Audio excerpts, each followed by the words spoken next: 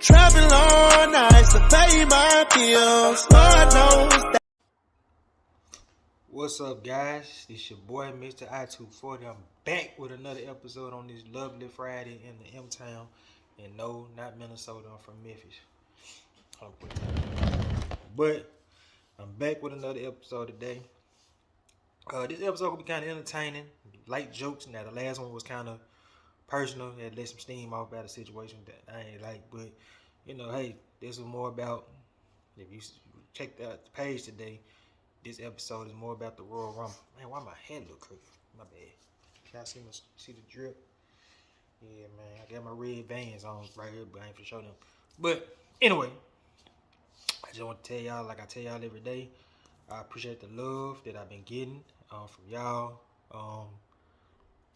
It means something coming from y'all, even though 13 y'all subscribers. On this plan, I ain't being petty. But nah, follow the page, follow the YouTube.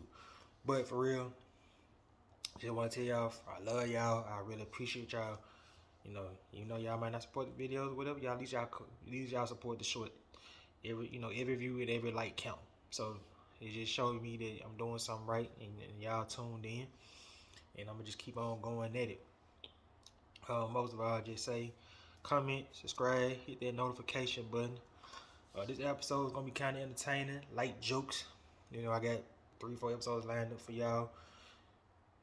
After this, well, really, not 3. Well, yeah, 3 or 4. But this one's gonna be kind of light work and perspective. So, most importantly, I want to thank the Lord Jesus Christ for the love that I've been getting, because without Him, I won't be getting this love and stuff like this.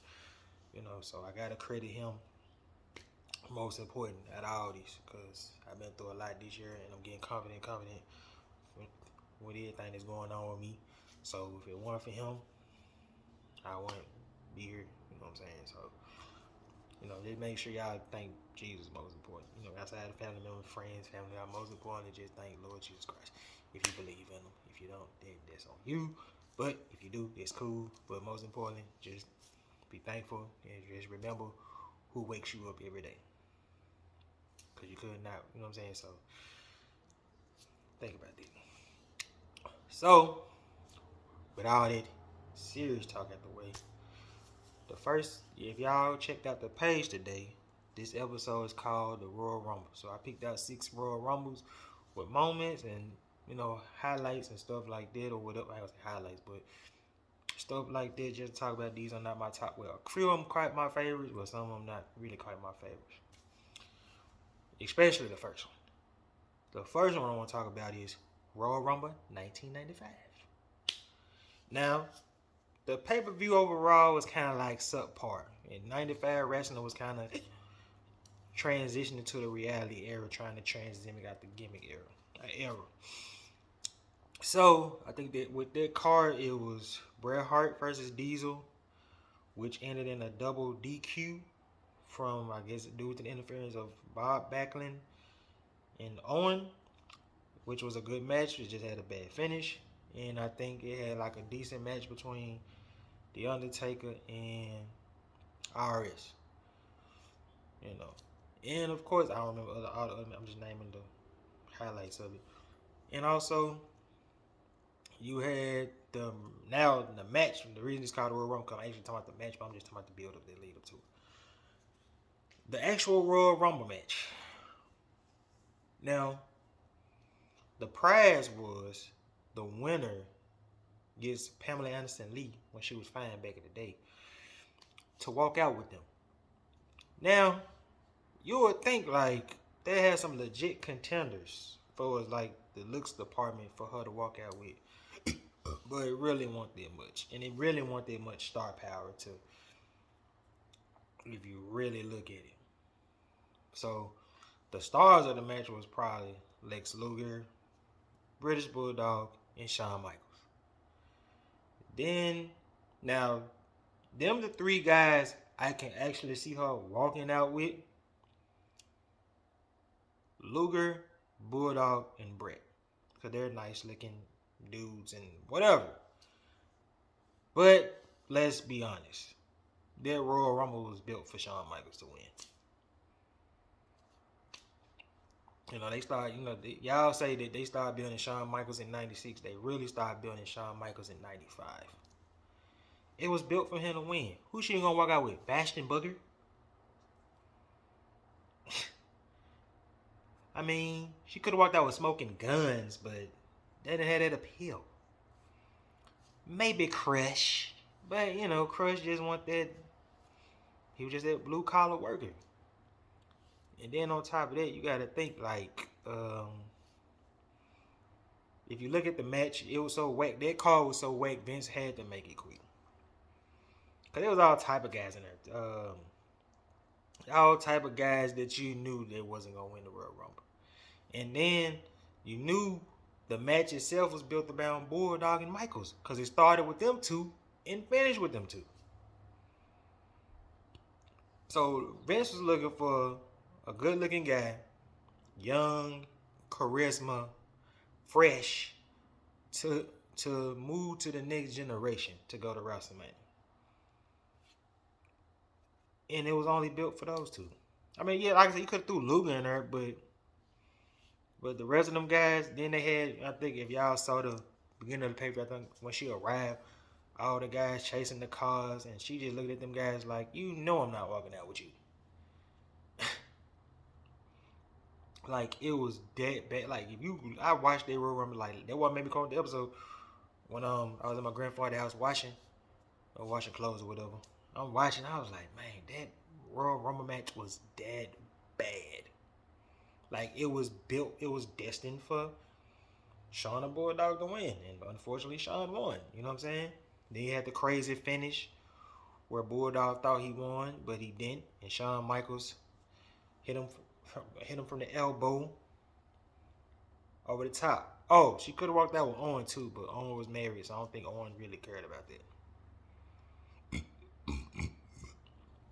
So you gotta sit back and really think about that. Like, if you look at that Rumble match, you gotta ask yourself, who else could Pamela Anderson Lee could walk out with? Just look back at it, cause it was that trash. It was so trash. Vince knew he had that much stuff. Cause if you notice in Vince's Royal Rumbles, from that point on, he built stars, and he got star powers. So he made it drag out a little bit longer, like a little hour and 20 minutes. Cause that Royal Rumble, what, 59 seconds, what, 58 minutes, 44 minutes? It was that, like, that roster was so depleted back then. The only people that were getting pushed back then was Bret, Taker, Diesel, Shawn. Maybe you throw Sid Vicious back in there in 95.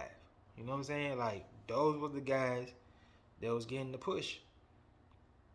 Because Vince was still doing gimmicks. You know, they was gimmicks, but they was already established. Hell, even Bret had a little edge to him a little bit. Diesel was just naturally funny. Kevin Nash, not the fake one, not Kane. But it was just awful. Like, I'm looking at that match, I'm like, bruh, who could she really walk outside of them? Then it made sense when you seen it was down to the same two. It was built for one of them. Vince was looking for his next star, and he knew Bulldog wasn't gonna be it, so he chose Shawn. Now you ask yourself, why you choose Shawn? Shawn charismatic, got the charm. He might one day good on the mic, but he was great in the ring. And Shawn, of course, moved on to WrestleMania and lost to Diesel. But he won the next year. I can say it now because I ain't got the year on there. He won against Bret in the Iron Man match.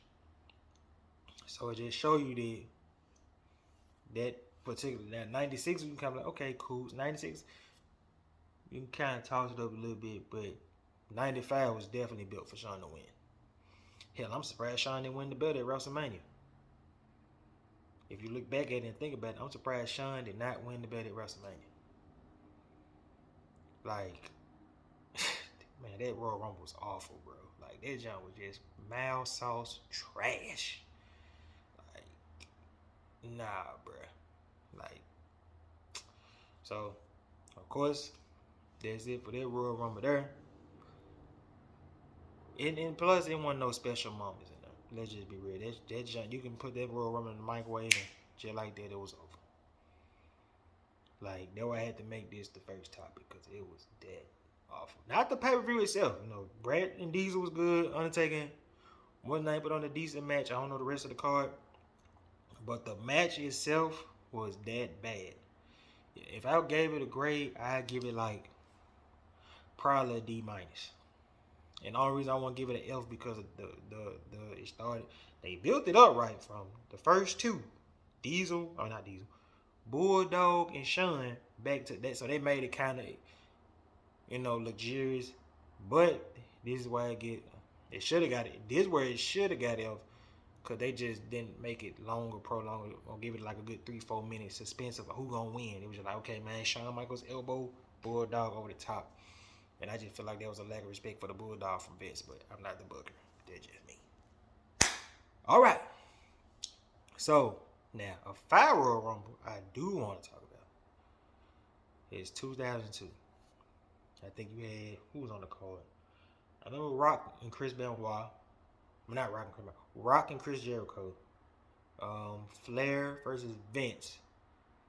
And who else I can remember? Them the two outstanding matches I can remember. It was so long. Hey, I'm 34. What y'all want me to do? And the Royal Rumble match itself was actually good. Especially with Triple H coming back from a quad injury that he suffered in May or June of 2001 against Chris Benoit, Chris Jericho in a tag team matchup. So it was building towards his comeback. He came outside in Madison Square Garden, had the crowd rocking, one of the greatest pops ever, if not the greatest pop ever in professional wrestling history. So it built up. You had Undertaker, who had just recently turned heel in December of 2001, got the little Boosie fade haircut, you heard me? And he was on the road. Stone Cold being Stone Cold, of course. And plus, even though Jericho went in the Rumble, Jericho had a lot of steam from being the Undisputed Champion, even though he said he wasn't ready. Well, he wasn't ready because that reign wasn't that good. But look, there's another episode. So you had a lot of, and plus they were trying to figure things out still, especially with them not having no competition. So, fast forward, you had the build up, Triple H, Peregrine Big Show on the episode of SmackDown. Undertaker looking down at him. He was in his yard territory. Then you get to the actual match itself with and it was a who's in there too.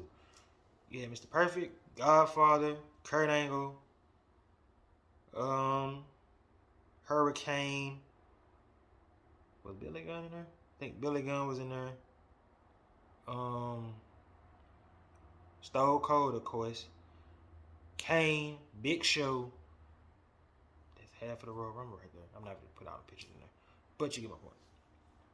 So, starting up to the match, I forgot who's the first two.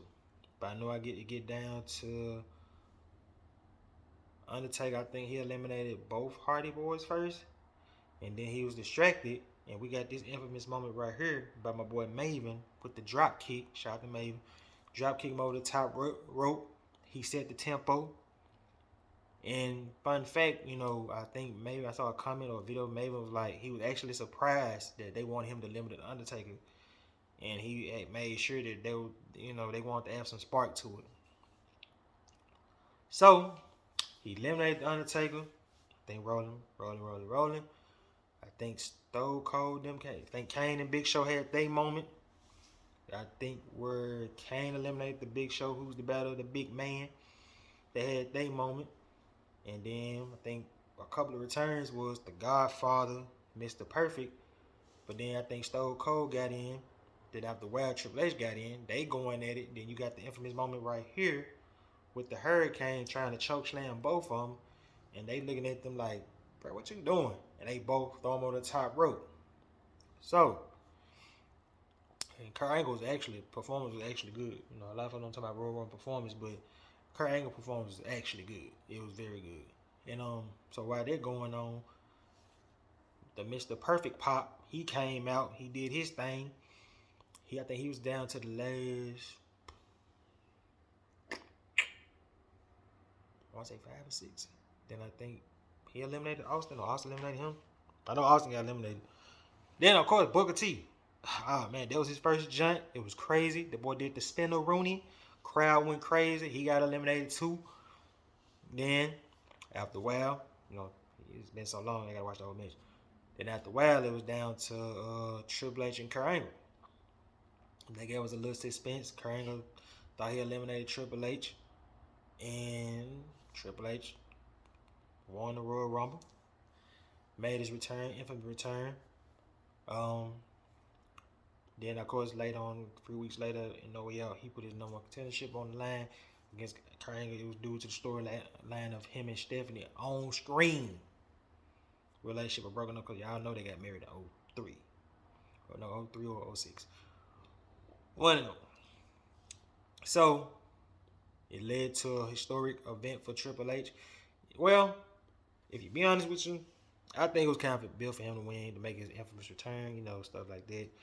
And plus, to be honest with you, I would have preferred if it was Stone Cold versus Triple H in the main event of WrestleMania.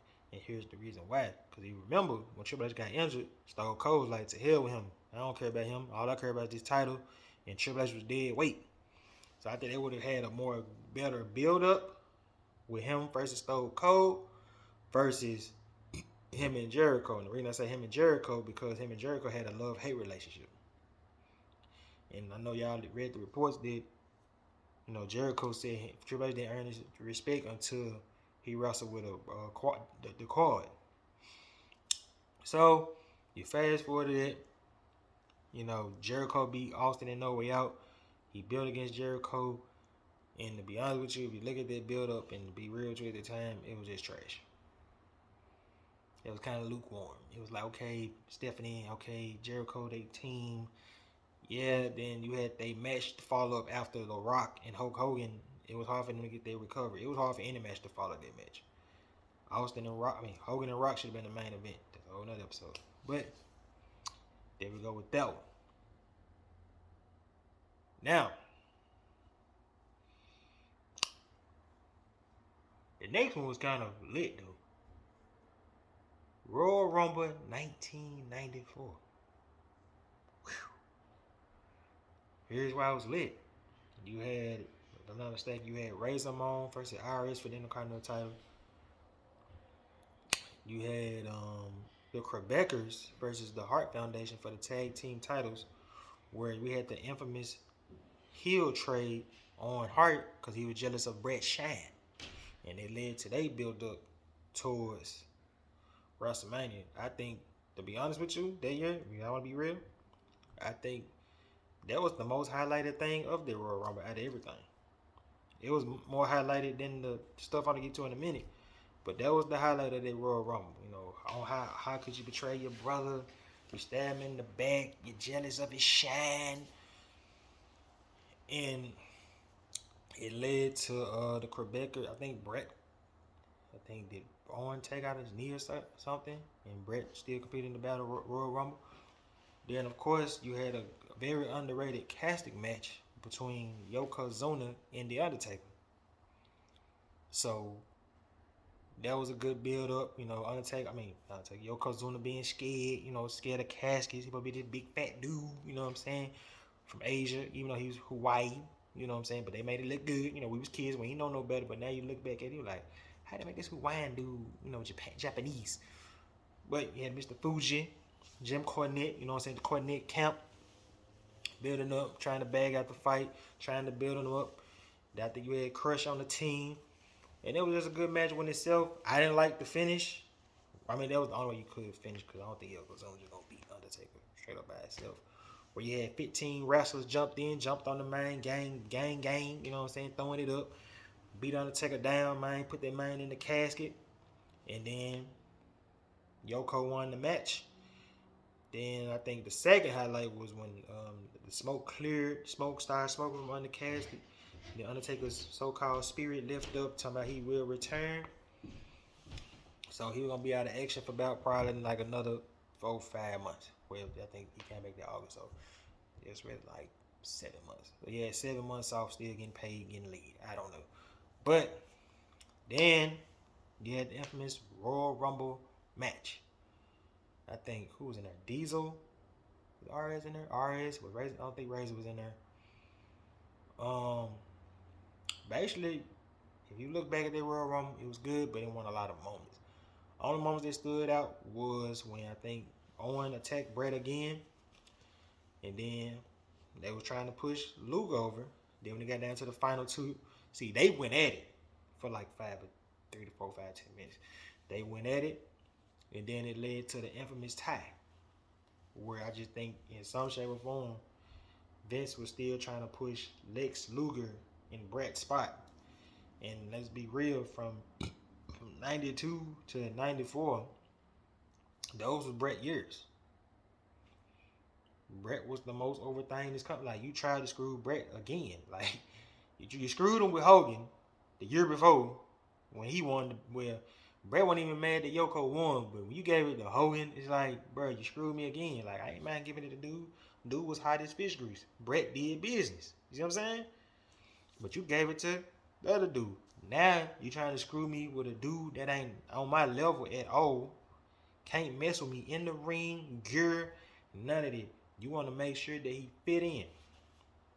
So they had a tie. They built from there. Luger got the first match, and Hart got the second match. So Luger lost his match, and Brett won his. But Brett lost the first match at WrestleMania to his brother. So it still kept on building the storyline between him and Owen. And now I think Bret Hart said Luger made a confession that, hey, you the guy. Duh, we knew that. Vince didn't know that. It just, I don't know what he had it, he just loved big dudes. I'm gonna be quiet on that one. I mean, hey, I'm just saying, Vince, you obsessed with bodybuilding, man. I don't know, bro. I'm just saying, bro. Luger just wasn't connected to the crowd. You bought him a bus, man. You bought him everything. It wasn't relatable. So there you go from Network Rumble. Then you got 2001. Now that Royal Rumble was sick. Like, you got Kane, Drew Carey, Stone Cold, The Rock, Big Show. Then you had Kurt Angle versus Triple H on the card. Chris Jericho versus Chris Benoit in a ladder match. Classic ladder match. If y'all ain't seen it, underrated match. Like, they talk about the Hardy Boys and all that, man. It's cool, but Jericho versus Chris Benoit in a ladder match. Y'all check that out. Then, who else is on the card? I'm trying to see who else is on the card. Can't think of nobody else yet. But y'all come back to me. Y'all hit them in the comments. So, you had the Kurt Angle, drama still going on with Steph, Triple H. It was Steph versus Triple H versus Kurt Angle. That was a good match with a crazy finish. I think Stone Cold cost Triple H the championship because 2-3 weeks prior to that, Triple H cost Stone Cold his championship match. So it was kind of all in the storyline within each other. So that was the genius of that. So he was done with Angle for a minute, then it led it back to him and Stone Cold. So, lead up to the Royal Rumble match, I think the first two was... Who was the first two John Cena? I forgot. I know Drew Carey came out, he came in there, laughing, high-fiving, joking around. Then Kane came in there. Scared the man off. You know what I'm saying? And then Kane just started dominating. I think Kane eliminated like 12 folks. He started dominating, eliminating folks until his brother came in. You know what I'm saying? Undertaker came in there. They were throwing hands at other folks. Did before the big reunion they had a couple of weeks after the Royal Rumble.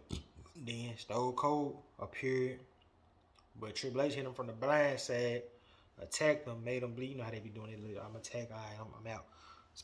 So I don't think Stone Cold's a fan of Royal Rumble matches anyway.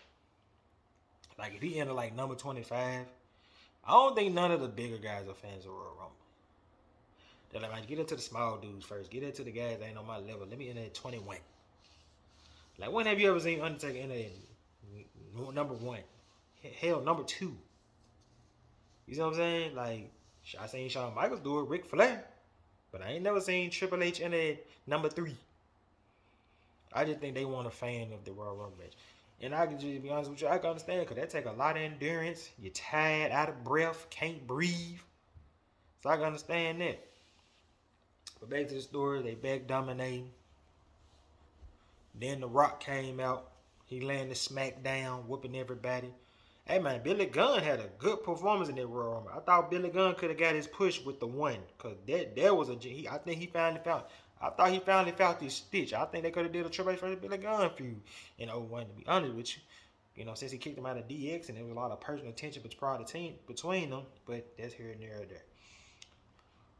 Well, so they doing their thing. They getting into it. Big Show came out, made a return. He started doing what he doing. Then The Rock eliminated him. He chokeslammed Rock through the table.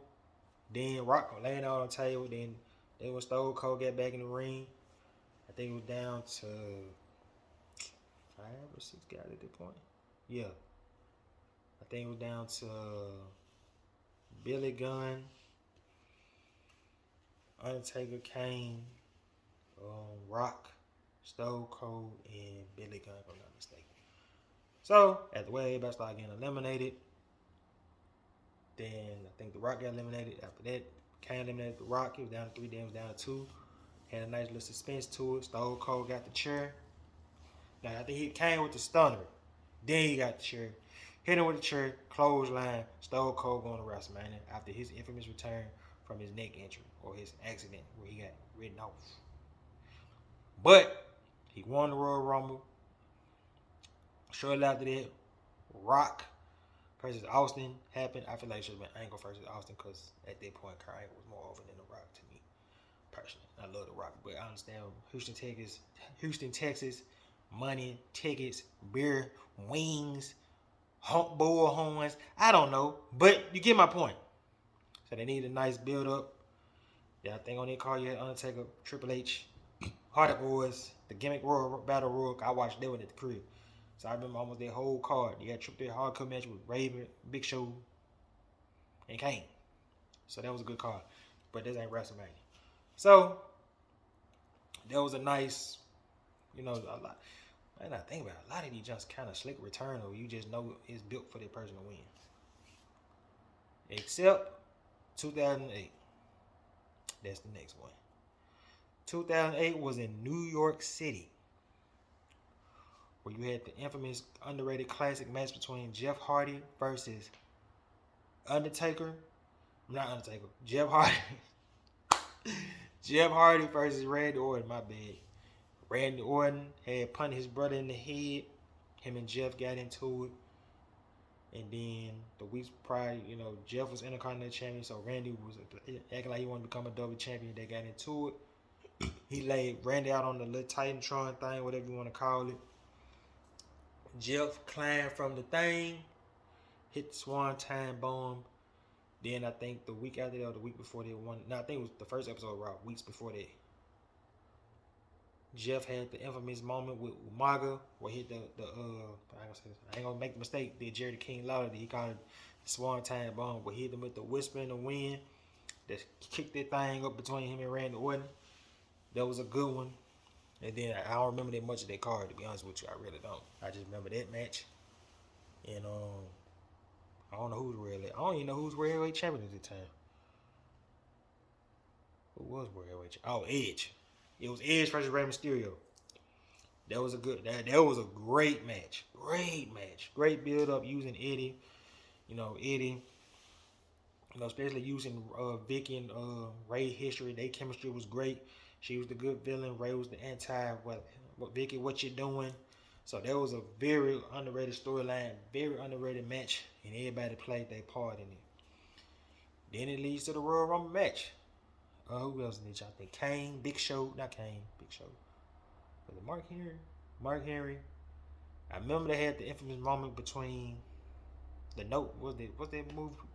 Y'all know that movie name with Jack Nicholson and Morgan Freeman. They had that with Jimmy Fly Snuka and Roddy Piper. Both of them fat, slabby, looking old, moving slow. Everybody just laughing. I think you can see Punk laying down, enjoying it, just laughing at the moment. You know what I'm saying? It was a beautiful little moment. Because they did put Madison Square Garden on the map back in their prime. Keyword, prime. And it was a nice little build up. And and of course everybody was going at it. And then the unexpected, I think everybody was going at it. I think by the time he like John Cena came in at number 25, 26. Then John Cena just started eliminating everybody. I know Undertaker had got eliminated previously before then, but I forgot who eliminated him. But we knew direction where he was going, so that was easy after. You know, Rey Mysterio was just a filler. But you got that going. I think John Cena came in on fire. Triple H had the non-belief look, shock look. I think Carlito did too. And John Cena living like 3-4 folks. Then after a while, it was down to Triple H versus him. They went at it for a minute, and John Cena won the Royal Rumble. And of course, you know, he got his title shot early at No Way Out, where Randy Orton got the DQ. Then they set up for the three-way between Triple H, John Cena, and Randy Orton at WrestleMania in Florida. So, we know how they go. But the Royal Rumble itself, it wasn't bad. It wasn't bad. You had a nice little star power with Finlay, Kane, Big Show, Mark Henry. I think I said Finlay. He was in there. I'm trying to see who else was in the chat. Can't remember. But that match itself was really a B plus, because we did not expect for John Cena to come back from the injury he had. We really didn't. I didn't expect it at all. Like, I was just actually shocked to see that. You know what I'm saying? Because man, boy had a torn shoulder. Like, that ain't easy to come back from. You see what I'm saying? So it was just like, man, John Cena came back from this. Man, that's crazy. That showed toughness, grit, grind. Man, that showed everything. And, you know, it's just so funny that I just think if John Cena would have went the Roman route, his comeback would have been bigger than ever. But for some reason, John Cena didn't want to go that route. I never understood that. He had countless times to be healed, and that would have been one of them, actually. You know, because fans was actually happy when he out. It's just like John Cena and wrestling fans, we got that love-hate relationship. We like, man, I can't stand John. He win, man. Blah. Then the minute he get injured or something, man, I miss John Cena. Man, I miss him. You know, because every time where you like John Cena really set a back seat. Like, it was times where John Cena wasn't even on the pay-per-view card. It was times where John Cena actually opened up the show. At SummerSlam, he ain't even main event WrestleMania in about a minute. So it just show you how great and confident and not worried about his spot that he was. On top of like he was worried about his spot was Nix's, which I never understood. But, you know, whatever. So that was a good Royal Rumble itself. Now, the reason I put the last one here in Royal Rumble 2005, because I just feel like the ruthless aggression era was coming to an end, and it was time for the changing of the guards. And what I mean is, yes, Triple H was there, Undertaker was there, Kane was there. Yes, they was there, but they was in that prime control. They was in that prime. They just control. You know what I'm saying? They just chilling at that point. You know, Shawn Michaels. You know, it was still a young man's game. So you had your Randy Orton's versus Triple H at the Royal Rumble in the last man standing match. That was classic. You had your Shawn Michaels and Edge. That was actually a good feud though in 05 between Shawn Michaels and Edge. You know, Shawn Michaels been on fire since he came back in 02. That's like he was in his bag when he first came back. You know, Jericho, Triple H, Randy Orton, Flair, Edge. So they had a good matchup, going at it, going crazy. Who else on their card? Oh, a very underrated championship match that people don't talk about. Even though you had two heels and a hero, the Big Show versus JBL. I mean, Big Show, JBL versus Kurt Angle. Ooh, excuse me. And then they went at it. Oh, the championship. You know, Big Show cut his hair, showed a new look. Bald head representing. Yes, sir. Bald head representing. Hold it down. You know, he was representing. And That was a good build up. But then the rubber match itself, it was kind of like the changing of the guards. This is the leader of the new school. Yes, John. But at that point, John Cena and Batista been at the company for 2 or 3 years, so it kind of changed on the guards of who gonna lead us to the next generation. And the reason, and it was down to them two. It was so special. You know what I'm saying? But the lead up to that was crazy too. I know another highlight I can name one was Muhammad Hassan, where everybody ganged up on him and just threw him out. I just think they beat him up first, then they threw him out. I just think that he had the potential to lead the company, but I just think once he did this terror thing with the Undertaker, it was kind of a wrap, and we ain't see him no more. And I just think he had a lot of heat with the guys. Now I don't know because if it was jealousy or I don't know, but the man was good in the ring. He was good on the mic. Him and Daivari jail well. But I just feel like it was the disconnection between him and the guys because they hit him. They shoot. Well, now, for all you layman's term fans, that mean it's real. So he got threw out. And then I know another highlight was, what was that? I think when this probably the most highlight of Gene Schnitz's career. So he missed the clothesline.